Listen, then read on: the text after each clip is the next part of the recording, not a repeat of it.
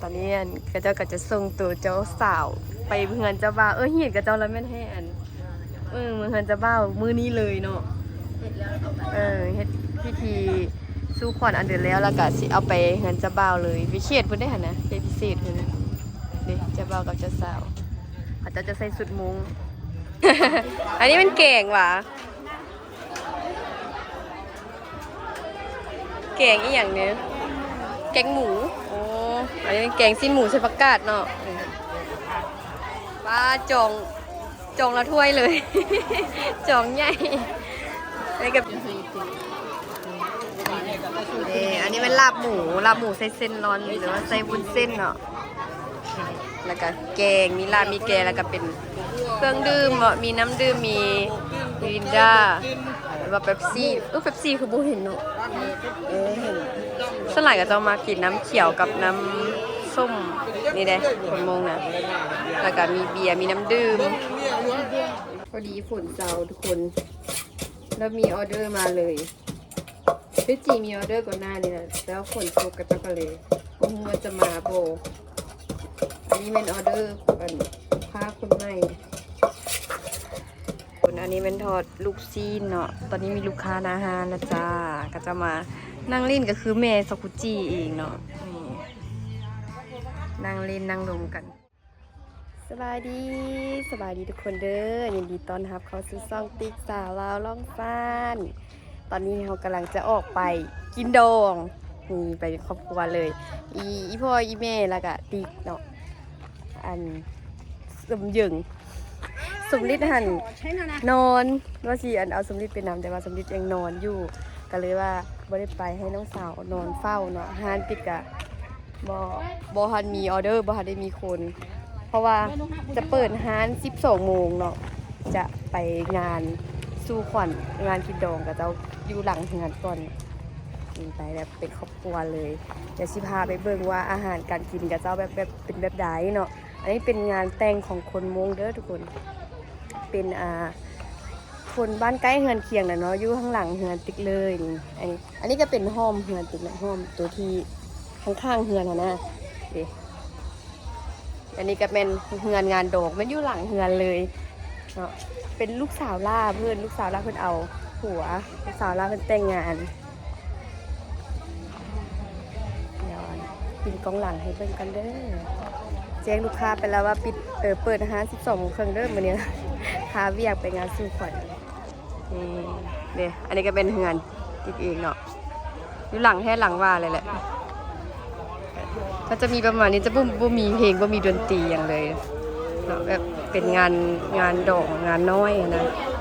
เฮ็ดแบบงานน้อยแต่อบอุ่นประมาณเนี้ย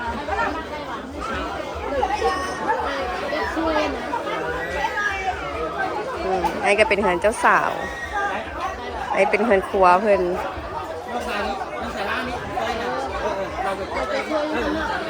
ไม่ยังไปช่วยมัดเคนอันเจ้าสาวคนนี้จะบ่าวเจ้าสาว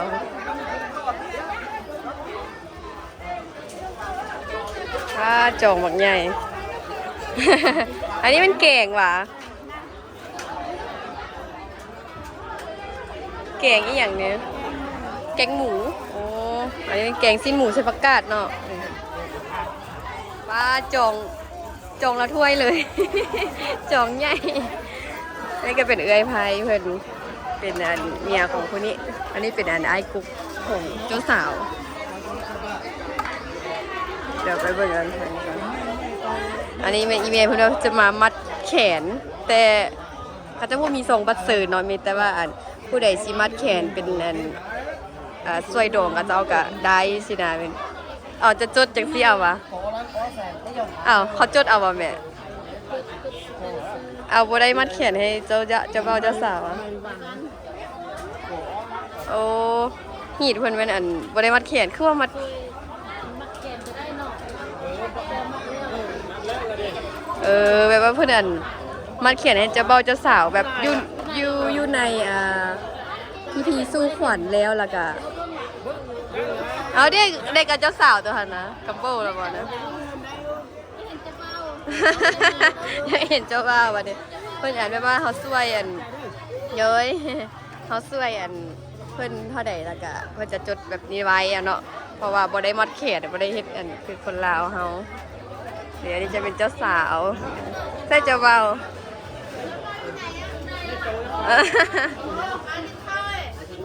เลยโอ้ไม่เห็นโดนแล้วเนาะปีเนาะ ไปยุ่ใส่ละเดี๋ยวนี้วังเวียงโอ้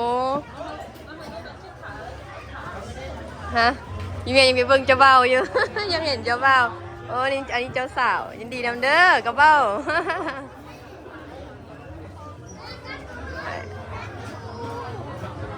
อันนี้ก็เป็นงานเล็กๆน้อยๆเนาะแบบอบอุ่นสะโพกครอบครัวน่าจะมีแต่พี่น้องกับเจ้าหลายกว่ามีแต่พี่น้องหมู่คู่ฮักเพลงฮะอย่างนี้ อย่างอื่นเลยเบิ่งฮะ เสื้อดำเลย สิเด้อเสื้อดำสิ ข้างเครื่องประเดี๋ยวนี้ก่อน นี่เพิ่นกำลังเฮ็ดฮีทเพิ่นเนาะเอาเพิ่นอันนี้เนี่ยหวะผู้เสื้อดำเพิ่นกลางอะเนาะอันนี้เพิ่นกำลังเฮ็ดฮีทเพิ่นอยู่แบบว่าอันอหย่างเกาะเคารพนับถืออันอหย่างเกาะเขาจะถือศาสนาถือเนาะแบบว่าอันอหย่างวะกราบไหว้บรรพบุรุษอย่างของเพิ่นเนี่ยไปเดี๋ยวเราไปกินข้าวก่อน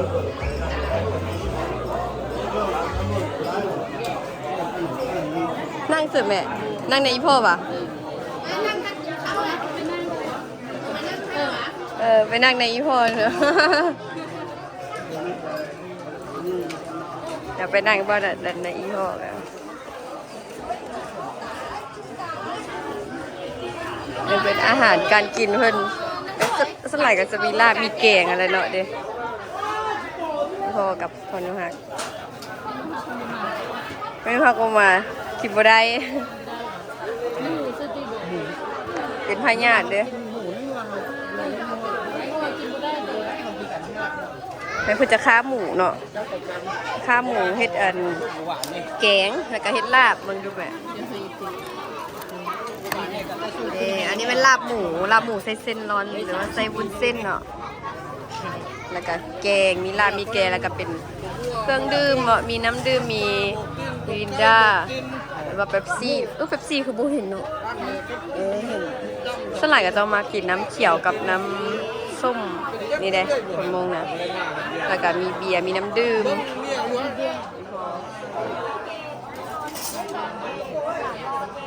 สิประมาณนี้ทุกคนวันนี้เรามากินข้าวมาเด้อกินข้าวพอดีกินข้าวสวยเลยข้าวสวยเหมือนกันเด้อถ้าเป็นงานคนลาวเขาจะมีแบบวงดนตรีเนาะอันนี้เพื่อนเฮ็ดงานน้อยเด้แบบโบแมนนั่นงานใหญ่โตบางงานก็ต้องกะเฮ็ดคือคนลาวเลยแบบมีวงดนตรีมีบัสซูนอย่างเนาะเ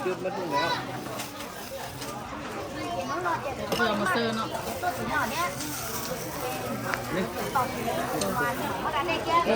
เกลือ อันนี้ก็ เกลือ จางวะ ผักจาง โอเคอันนี้บางคนก็จะกระเมือได้ละได้นี้เฮามาสวยมาซ่าเลยนี่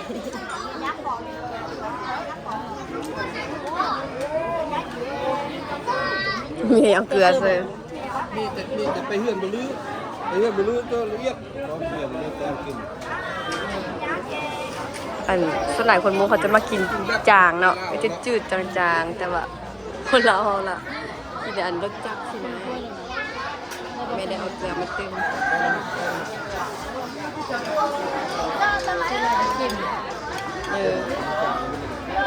จางยุ่ง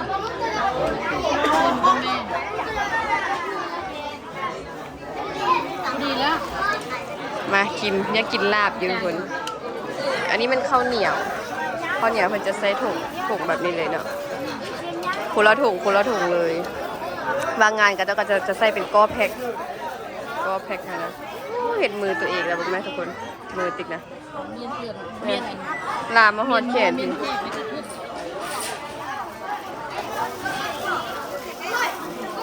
ก็เสียงฝักละอ้าวเขาก็ไม่ข้าวเหนียวเขาเจ้าเนาะ ยาวนึ่ง หอละปิจุก ข้าวเจ้าอันกระเจ้านึ่งเอาทุกคนคิดว่าเป็นข้าวเหนียวว่าอยู่มันคือบุเป็นอันก้อนเถอะนะเอาบวงตักเอา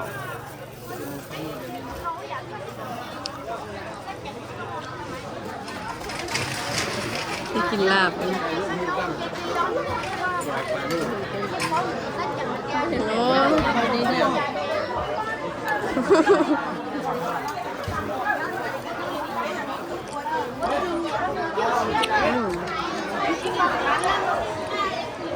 แซ่บเนี่ย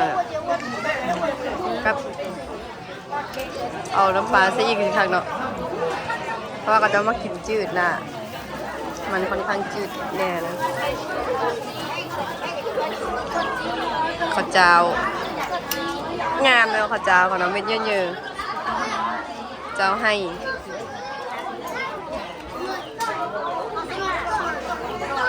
อันนี้ก็เจ้าก็ขนเครื่องขึ้นรถละอ้าวคือขนไว้แท้เนาะ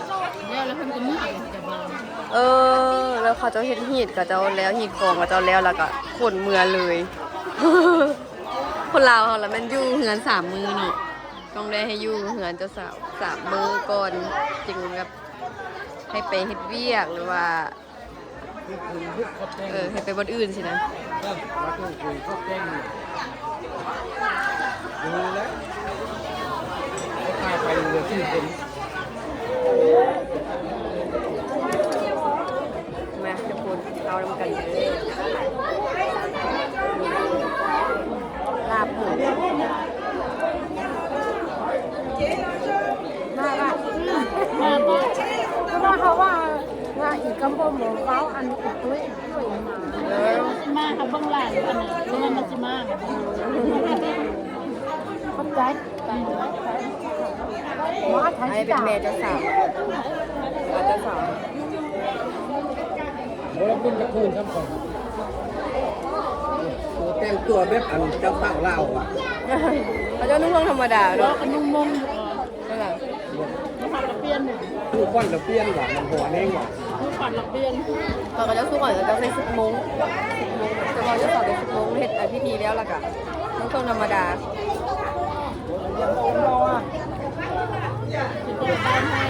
หัวทุกคนเลย แขกมางานกับใส่ชุดธรรมดาใส่สิ้นใส่หยังใส่ส้ม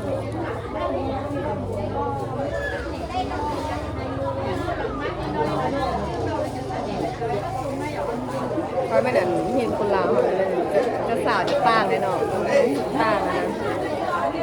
คืออันบัวได้เก้าผมกับแบบว่าต้องมีผ้าเบี่ยงแห ไปแม่ก็จะ บ้านมันบ้านมัน ลูกค้าแขกมาโทรมา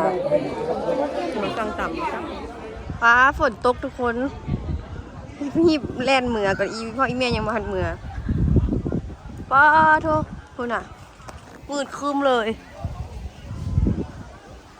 ตกฝอยๆแล้วตอนนี้ ลูกค้าก็จะกำลังแชทมาว่าโทรมาว่าสิมากินต่ำอยู่ฮานแต่ว่าฝนแบบนี้ก็จะสิมาได้วันนี้นะป้าเบิ่งรถคันนี้ไหมจอดตัน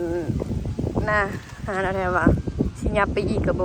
บ่เห็นตอนก็จอดบ่ฮู้ว่ารถไผก็จะรถน่าจะแม่นรถก็จะมากิน กินดองกินตามว่าซั่นนะ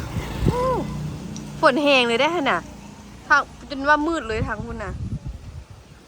เดี๋ยวเก็บเครื่องเข้าก่อนป้าทางลมทั้งฝนวันนี้นะฝน นั่นน่ะ กูให้หยังย่ามันละบ่ป้าแต่อยู่ดีมาฮอดแต่ยังตื่นเพิ่นนอนหลับเลยว้าเป็นเดี๋ยวไหนฝนตกว่ะเสียงแหบเลยเสียงบางอย่างก็ได้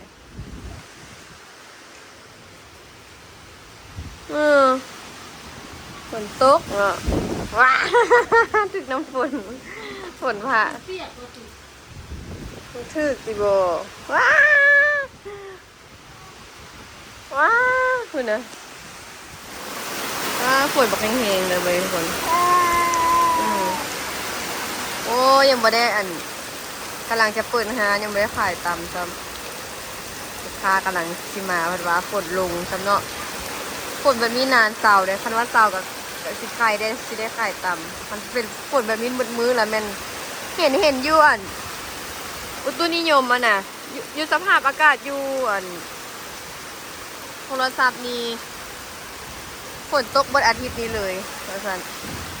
คันว่าเป็นแบบนี้คือจะไม่ได้ขายเครื่องว้า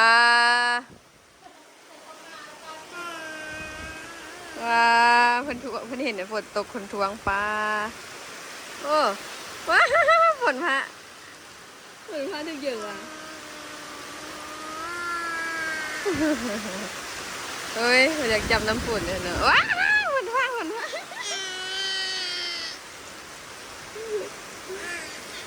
เฮ้ย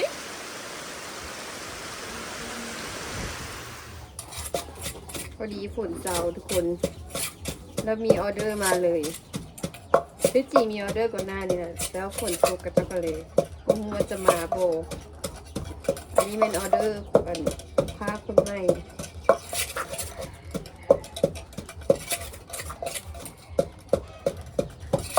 เพื่อสั่งต่ำเป็นต่ำมีวีไว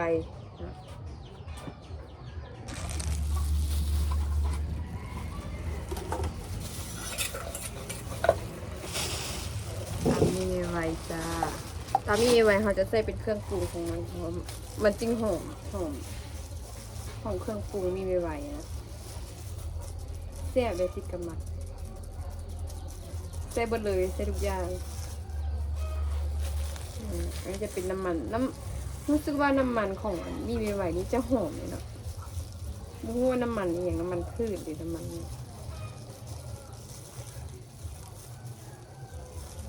มีในตำนาน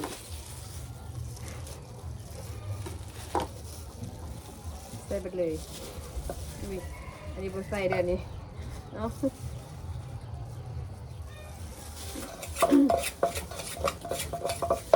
อันนี้ลูกค้าสั่งให้ไปส่งที่จริงคุกหนึ่งเข็ดแถวอ้าวไก่หันติบริส่งเด้อมีแต่ว่าสั่งฮอดอันแสนกีบขึ้นไปหรือว่า2 คุก 3 คุกสิเนาะแล้วแต่บนไก่ที่จริงไปส่งเพราะว่ามันบ่ได้ค่าบุกุดค่าน้ำมันรถเท่านะแต่อันนี้ก็อยู่ไกลแน่พอดีชีเปลี่ยนเอารถจักรคืนพอดีทางผ่านก็เลยว่าจะไปส่งมื้อคืนนี้เป็นโมงวะ10 โมง 11 โมงนี่มีลูกค้าสร้าง10 โมงลูกค้าสร้างให้ไปส่งที่โน้นไม่ได้ละถ้ามาเอาได้ แต่ให้ไปส่งนี่คือชีบ่ได้แล้วเพราะว่ามันดึกที่จริงเส้นบอกถ้วยยาวเลยแต่ว่าเบิดบริติดบริซีที่ตลาดนะบางเทื่อก็มีเทื่อกับบะหมี่บอกถ้วยยาวเราเลยสั่งมาเตเบียใส่มะเขือตะกี้ติ๊กใส่มะเขือม่วงค่ะนะบูไหวแพงพูดตอนนั้นใส่หันรู40กันยังว่าแพงแล้วเนาะอันนี้มีแต่โลซาวเป็นกีบมะเขือบานต่อมาละโลนึง60ว่าซั่น60-80ก็เลยว่ายาผู้ใส่ให้มันงามแต่ก็แซ่บพันคนมักเนาะมะเขือม่วงนะก็เลยว่าตัดออกซะเอามะเขือบานหอนอยู่มาใส่แฮนแล้วก็ถึกอีกนะแต่ละห้านสมัยก็ใส่แต่มะเขือนี่แหละใส่มะเขือม่วงมันงามเลยมีหลายสีนะ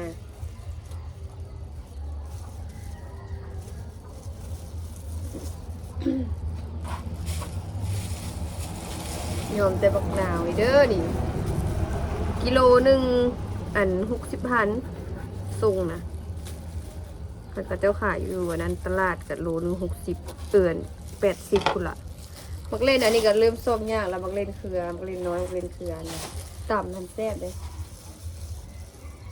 มีแต่เป็นบักเล่นบักเล่นน้อยบักเล่นนะ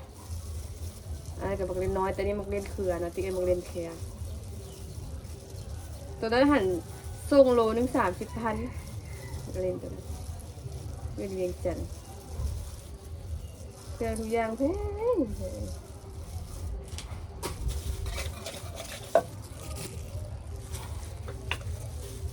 คันเขาสิขึ้นราคาคือว่าเพลงโพดมีแต่ลดปริมาณลงลดตลอดนะแต่หากเวลาอันนั้นมาละ หลายที่เก่าซ้ำมาอันนี้เป็นปลาแดกที่เคี่ยวเองเด้อปลาแดกมันบ่ค่อยแซ่บนะซื้อมาแล้วติ๊กมาลงเฮ็ดมาปรุงเองหลายคนก็ว่าแซ่บมาสั่น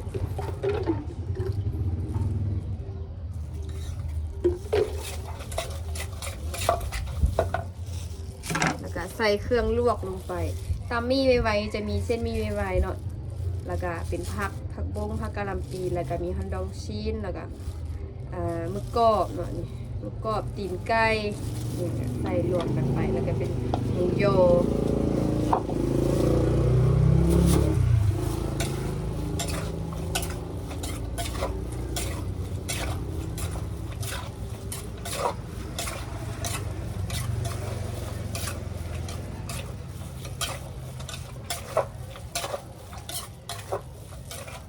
ว่าอยากกินต่ำป่ะต่ำมีไว้ยังน้อยต่ำกินบ้างมันมีออเดอร์เลยคือต่ำกินก่อนคิดอยากต่ำมีไว้อยู่ได้หอมถือว่า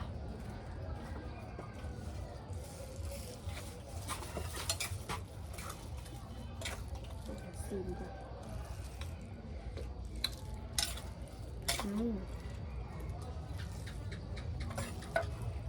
พอดีเลยอย่างนิดนึงวะจะไปเต็มนิดนึง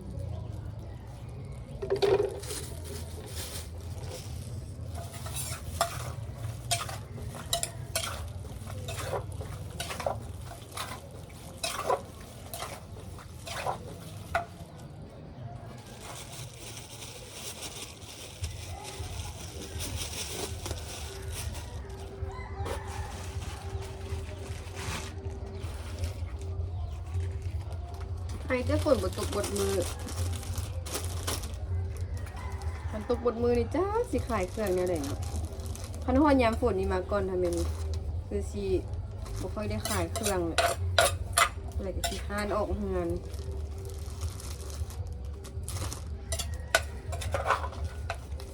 สิไปส่งกับฝนตกไม่ขายไม่ได้ขายช่วงนี้แหละช่วงยามฮอนี่ก็จะ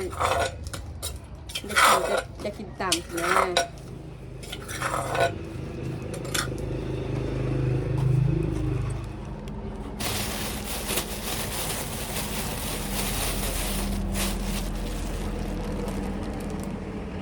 จะใส่กระดิ่งแล้วก็หอมเจียว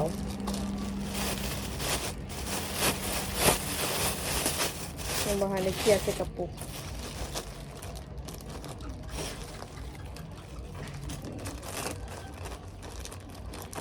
ตามมีไว้นี้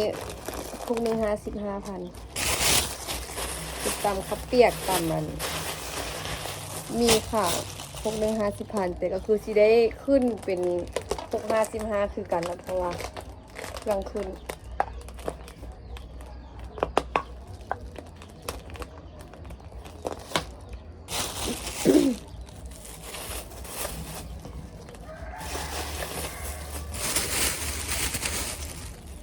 แถบไม่ทูให้พร้อมเรียกว่าตะเกียบนี่เสร็จเรียบร้อย1ออเดอร์แรกแฮกมานี่ทุกคนเดี๋ยวไปส่งต่ำกับเจ้าก่อนเด้อส่งต่ำลูกค้าก่อนตอนนี้เจ้าก็จะส่งตัวเจ้าสาวไปเฮือนเจ้าบ่าวเห็นกับเจ้าแล้วแม่นให้มือเฮือนเจ้าบ่าวมือนี้เลยเนาะเฮ็ดพิธีสู้ขวัญอันเดือนแล้วก็สิเอาไปเฮือนเจ้าบ่าวเลยวิเศษเพิ่นได้หั่นนะเป็นพิเศษเพิ่นนี่เจ้าบ่าวกับเจ้าสาวเขาจะใส่สุดมุ้งผู้เอามือคันหลังอันนี้เจ้าสาวเด้อผู้อันนี้น่าจะเป็นหมู่เจ้าสาวเขาจะมีหมู่เจ้าสาวเด้อเห็นเขาแล้วแม่นอยู่เฮือน3 มื้อเนาะซึ่งให้ไป